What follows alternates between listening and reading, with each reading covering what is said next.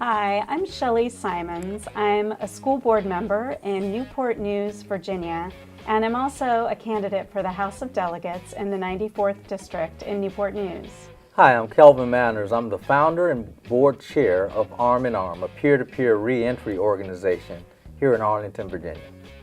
Hi, my name is Juliet Hiznay. I'm a special education attorney and advocate in Northern Virginia. Hi, my name is Quincy Rasin. I'm an intern with Neighborhood Fundamentals. Hi, my name is Bill Rice. I'm a student at Georgetown University Law Center. Please join us in conversation.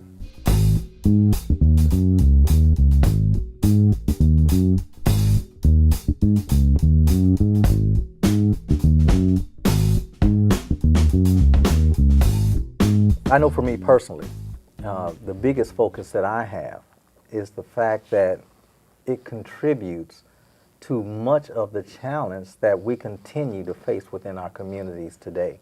I think that what we're really doing is creating much of what we've created much of what we're working against. We really work against ourselves. And unless we begin to focus on some preventative measures that are more healthy and community focused, it's going to continue to get worse. Because literally, our adults, I think, are afraid of our youth, and that has to change. Kelvin, I'm so glad that you mentioned that. I think that one of the major things we need to do first in this conversation is define what the problem is and actually define what this means. Because when I've spoken with members of law enforcement here locally, it's clear to me they don't understand what the school to prison pipeline means. They think it means that we're prosecuting all of the students. That's not actually what it means. What it means is that we are employing school discipline in such a way that it has a tendency to criminalize student behavior, and it puts them on a track toward actually serving time in prison. So when you talk about what that pipeline looks like, we know that statistically children who are suspended out of school, every single time that they are suspended, they are more likely to end up serving time in prison as a result. Well, at least it's correlated. And obviously, there's a large population that's in prison and without their high school degrees. So you can see when you get suspended enough times, you either stop showing up or maybe you get expelled. And obviously that leads to incarceration. Sometimes there's not a direct correlation, but like it's one of those things where when you look at the prison population, you can see there's certain key elements to each person, whether it's a college degree or high school degree or where they grew up, and certain certain elements that can be identified. And I think the reason why I'm interested in it is kind of figure out how you can work backwards and kind of cut it off and build them up to where they don't have to end up in prison or going to any kind of correction office. Good. I think it's been really good to see the emphasis on making sure our students stay in school. And so if you're going to discipline a student or if they're going to be suspended, that they continue to receive their instruction. Alternative education programs are great. We have one in Newport News called Enterprise Academy, so that students continue to receive algebra and continue to receive those cornerstone classes that if you miss out on a couple weeks of algebra, it can put you behind for the entire year and really change the whole trajectory of your educational life. And this is I just want to also introduce, this is also a trend that starts as early as nursery school. There was an article that came out recently about a Center for American Progress report that showed, not just talking about Virginia, but just in the U.S. in general, in 2016 there was 50,000 suspensions of nursery school children. So it's one of those things where is that really the education system that we want to have set up in this country, where we're pushing kids out of school at the ages of like 5 or 6? Well, that's interesting. I actually have seen that in my own practice, a tendency. It's not unusual to hear a parent say, oh yes, my child was expelled from their private preschool. And of course, if you're in a public school system, you may be It may be less likely that that would happen because it is going to be monitored, and as a government organization may be more regulated in that regard. But it does start to happen very early. Psychologically, the reason I care about this issue is that when children feel isolated, they start to feel ostracized, they internalize those feelings, and then if an adult defines them in a certain way, they will go out of their way to prove them right. They will listen to what the adult says, and they will say, you define me this way, okay, that's who I am.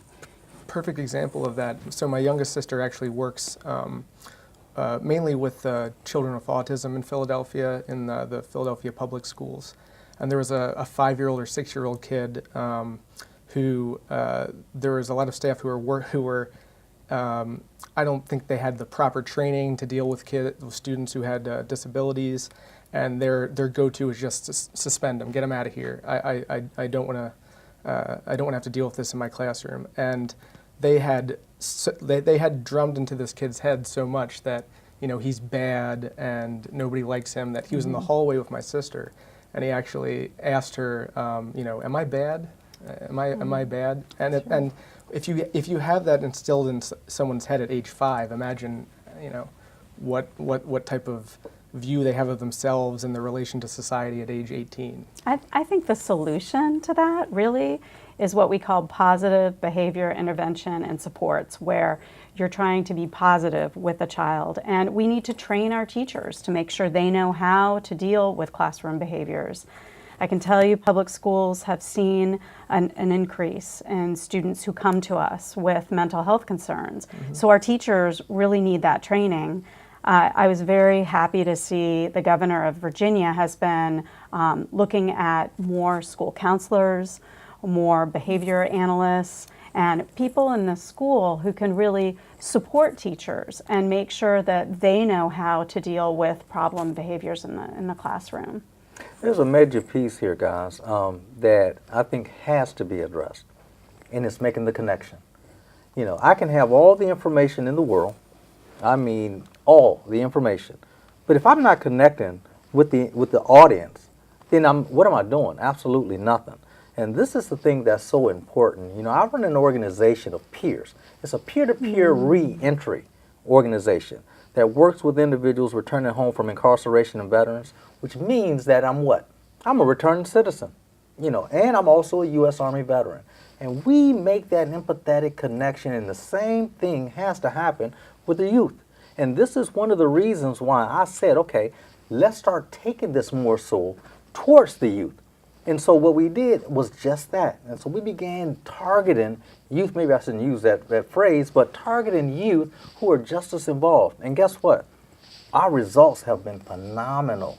And the reason why is because, first of all, we're able to listen. We're able to relate with them, our story, right where they are but we're also able to bring them all the way through to what the repercussions were and where we are now.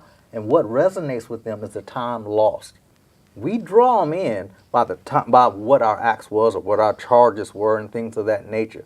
But then we take them full circle. And when we take them full circle, we take them through prison. I did 5 years in federal prison. Take them through prison. Take them through the transition of what happens when that door opens.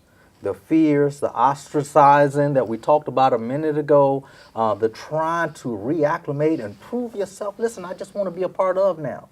And you're still serving that sentence that you committed back then. These are the things that really have to resonate and come through, not only with the individual as a youth, but it has to come through with those who are working with the youth and those who are taking this into account, saying school to prison pipeline.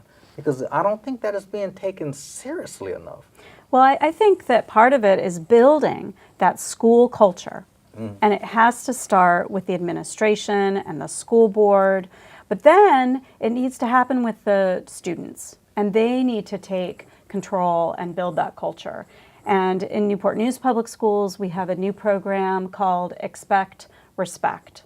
And we teach kids how to deal with conflict situations and really try to promote conflict resolution as much as we can. And I kind of want to jump in on that point that you talked about connecting. Like connecting with the youth is like a huge deal, and it's not really hard. I was a mentor for a few years when I was in college, and we mentored at the Eagle Academy, and connecting with the students, you know, you can find that one nuance. Like for me, I was a student athlete. I ran track and field, and I had also grew up pretty in similar conditions, so I could relate. But me and these kids are nothing alike. You know, we talk different, we listen to different music, but we were able to find this connection of, okay, you played a sport in college. I want to play a sport in college. I want to get to college. So how do I get there? And so essentially what I did was I kind of became that role model for them, because it wasn't that they hadn't seen people go to college. What they see, you know, maybe like a Duke basketball player, they do 1 year and go straight to NBA. Or they do, you know, you see those athletes and they want to be that athlete. And a lot of times they don't get to see the behind the scenes of that. And so being able to talk to the youth and inform them, like, you know, there is a lot of work that goes into it. And so a lot of them, when we started explaining, you know, we get up at 6 a.m., we go to practice, we have 2-a-days. You know, it started turning, you saw the wheels turning in their heads, and then we added on, you know, you got to get good grades. You know, I wasn't just on a track scholarship, I was on an academic scholarship, because, you know, it helps pay the bills. And so more wheels are turning, and then so now they're slightly more motivated to pay attention in school and pay attention, and because we connected. And then, you know, I worked with about 30 students in a group, so like they got me connections with other students, and then like you kind of become a big family. And then, you know, they kind of stay out of trouble. They start focusing on, you kind of outline your goals, and then you start working towards those. And I think for a lot of youth, they have this goal of going to the NFL or becoming a rap star or things of that nature, and they don't actually see what goes into it. And I think when they get that clear outline of that, it helps them, motivates them, and it honestly keeps them out of trouble. Because when you say, you know, you really only get one shot at it. So you get arrested, you get in trouble for anything, that's it. Like, you know, a college can redact your scholarship or pull you off the team for the smallest of things. What do you all think of criminal justice reform, and how does that relate to the school to prison pipeline? I mean, are we just too strict with zero tolerance with some of our laws? Well, I mean, if you have students getting suspended for their hair, like, you know, you literally have kids being suspended and told they can't come to school. Dress code violations. Yeah. Dress code Yeah. But violations. I would like to address that, because I actually think that is a big factor, but it's not the only factor. Yes, I think, and to kind of draw a connection between what you said about being afraid of our youth and what you just said, we have seen a really significant expansion of the criminal law in this country. And it has gotten more and more, it has accelerated since 9/11, unfortunately. And what I see is that the idea that we need to be fearful of children and fearful of students has kind of become almost hard-baked into not only the criminal law, but the school discipline regulations, which are so wide open and so expansive in many jurisdictions. In Arlington, we have a lot of work to do, for example. Restorative justice needs to be looked at. I do think this peer piece is critical, but when I say peer, I mean the kids. Yes. Oh, You yeah, know, definitely. that the kids should actually be involved. I actually wish that we had someone here from high school or even Yeah. middle school to talk with us about this, because they know what it feels like to be under that microscope. And our children are under a microscope. I mean, many of us grew up with a lot more freedoms as we went about our day And now than you what have social children are media, experiencing today. And like things are being recorded and things of that nature. And I think there's two components to this criminal justice reform discussion related to that, which I think you, when we were talking earlier, had touched on. is that compared to, say, schools in times past, schools now have law enforcement personnel in the schools. Not saying that that's necessarily a bad thing, but the fact that you now have law enforcement SROs in schools makes it more likely that you're going to have that contact between students and law enforcement that wasn't there previously because there was no personnel in the school to make that contact with them. So you have that as a factor in the schools and how that interaction happens. And I think another component that we can't not talk about when we talk about the school to prison pipeline we touched on the disability disparity. There's a clear racial and disability disparity in the numbers of suspensions, arrests, and there's a number of reasons for that. With the disability disparity, a lot of it might come to improper or lack of training from school personnel or lack of resources. On the racial component, there's been clear studies on how black and brown children are perceived oftentimes as older than they are, more dangerous than they are, less susceptible to pain. And that seems to be borne out in the numbers themselves. So those are all factors within that criminal justice component of or reform component of the school to prison pipeline, I think. You know, this subject was a very hot topic after Michelle Alexander wrote her book, The New Jim Crow. And as a school board member, my community was very concerned, and honestly, my fellow school board members cared a lot about this issue. So we really, back in 2016, started putting a lot of pressure on our superintendent to dive into the numbers. So I can tell you that is what we've been doing. And I would recommend that every citizen who cares about this talk to their school board and demand that they look into the numbers to check on disproportionality in the way we are handling discipline in our schools. We recently had a meeting, we looked through our data, and we did find an area where we had disproportionality. Talking back was an area where clearly we saw that we had disproportionality. So what we're doing right now is our administration is going through every month the discipline data to see if we see these disproportionalities, and then they are doing training with our teachers to make sure that they are culturally responsive to our students and that they are sensitive to different communities in Newport News. Because, I'm sorry. I have a question for you, correct? You did used to be a teacher, correct? So, I was a teacher. So when you're in the classroom, could you see any of these biases, or could you point out any instances where you saw maybe elements of the school to prison pipeline, such as like students being suspended for this, things of that nature? You know, when you're a teacher, You kind of they're want to all believe your everything. babies. Yeah, you want to believe everything is good. they're all your babies, and you love all of them. Right. I think many teachers would tell you that it's really hard when there's a child in crisis. And so if you look at it in terms of, mental health and those needs, and low-income kids a lot of times bring a lot of problems from home into the classroom. But for me as a person, the real aha moment was being on these discipline review committees for the school boards, where I had to expel all these kids. And I'm telling you, a lot of it was about marijuana. It was about bringing pot to school. And that's where our kids in Newport News end up colliding with the school to prison pipeline.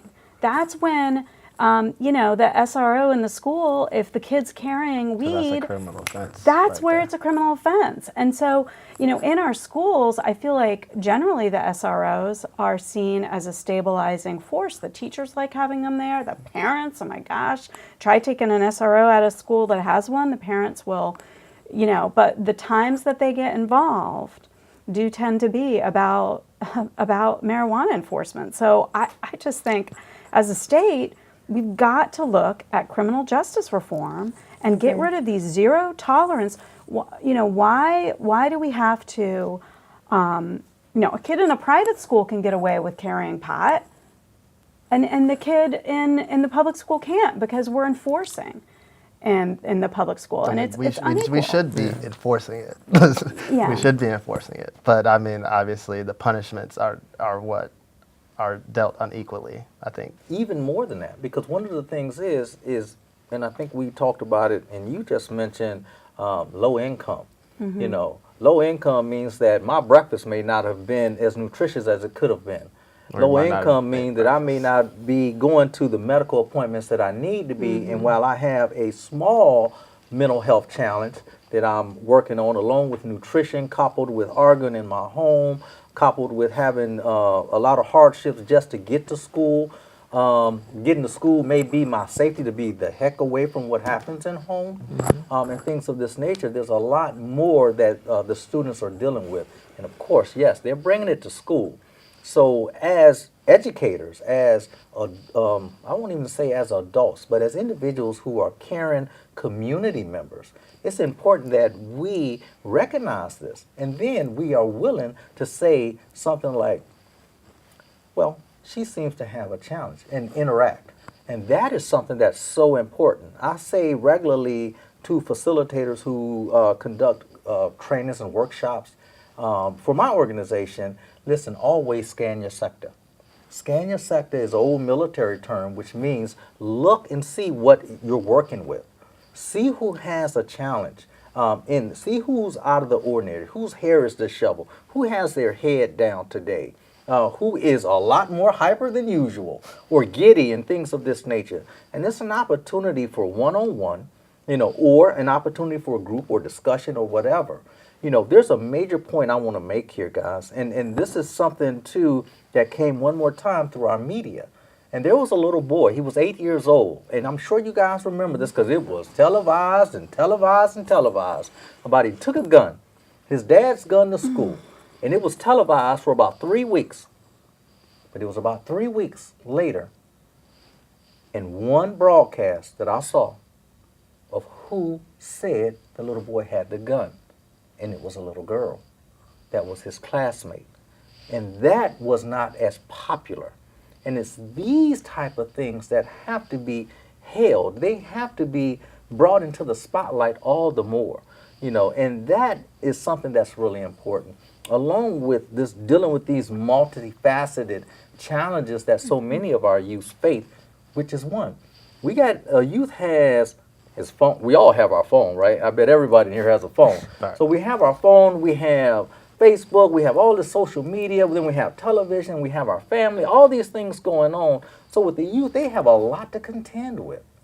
I had a school administrator to say to me, I've never seen the kids as stressed out or filled with anxiety as they are today. So they're dealing with a whole lot, and then you ask them to come into a classroom and sit still.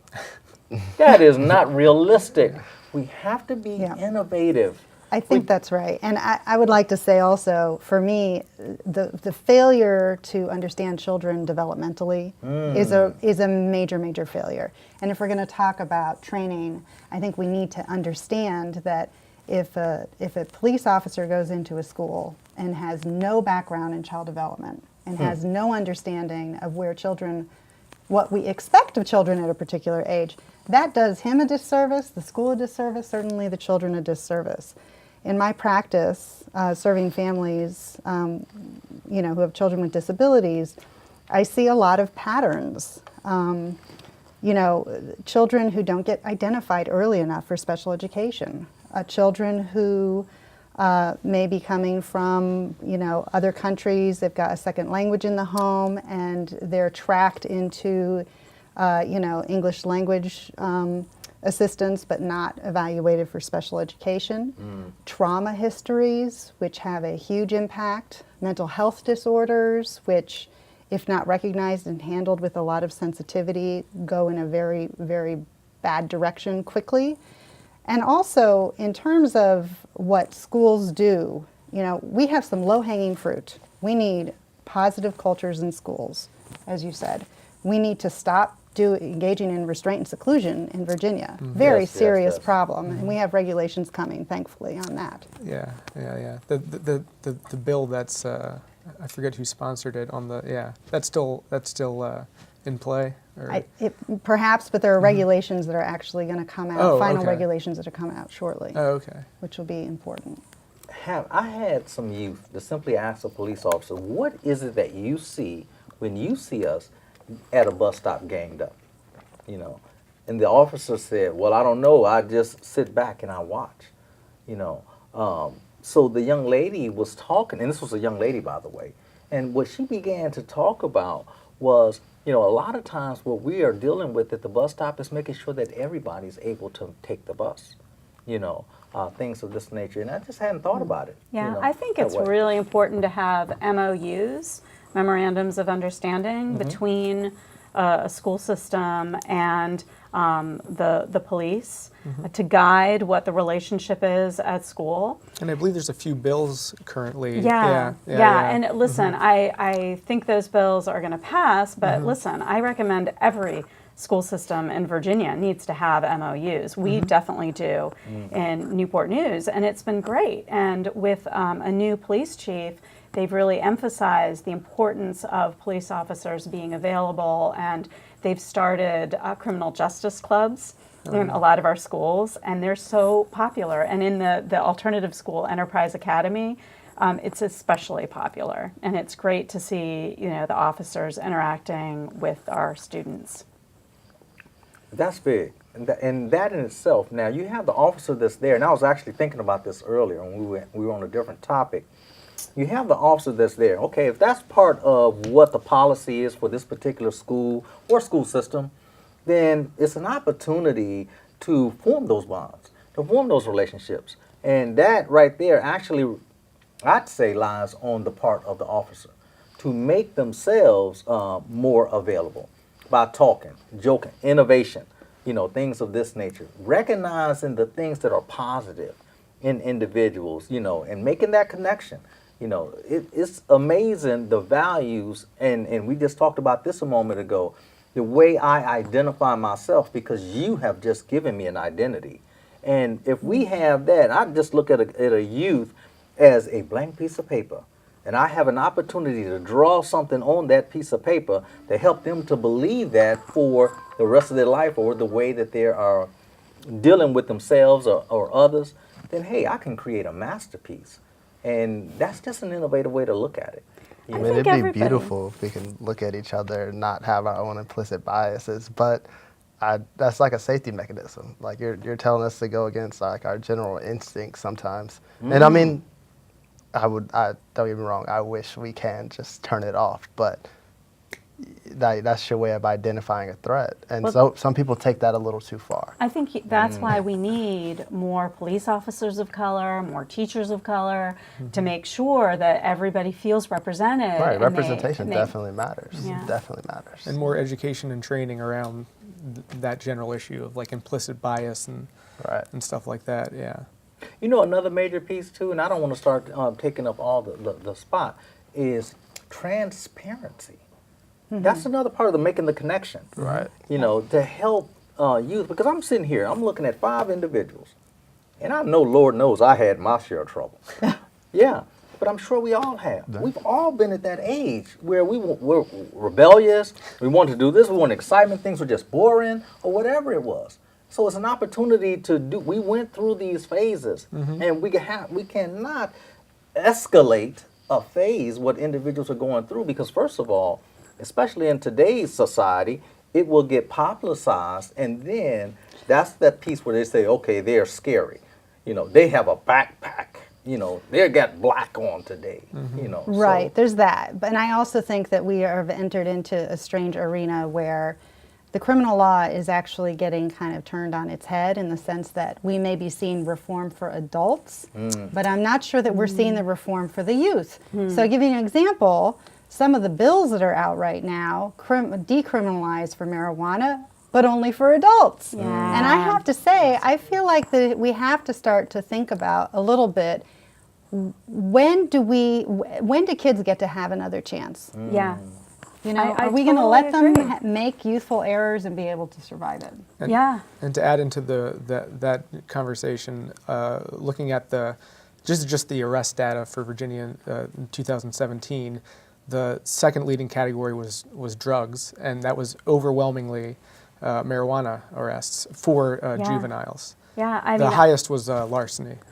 yeah, I think that the enforcement of laws dealing with marijuana has been a real curse in a lot of our African American communities, having this enforcement there and that spotlight on certain communities where they're enforcing and then they're not enforcing in other parts of the city. Because what you don't necessarily see with that, and I guess it's slightly different since a lot of the opioid abuse isn't necessarily dealing with illegal substances, but we see every day all the information about opioid abuse. We don't necessarily see, what we see when we look at the numbers in Virginia are a ton of marijuana arrests, not necessarily That's a totally ton of what people my being experience criminalized was. in opioid abuse. Yeah. Which you can, overdose from opioid abuse. Marijuana, you're not to condone, its usage by juveniles, but to the degree of the danger in one substance versus the other. I never saw an opioid case, and when I was on the school discipline committee, I never saw that. I saw marijuana all the time. So it seems like we need to go back and look at our laws and the way that we are enforcing, especially small quantities.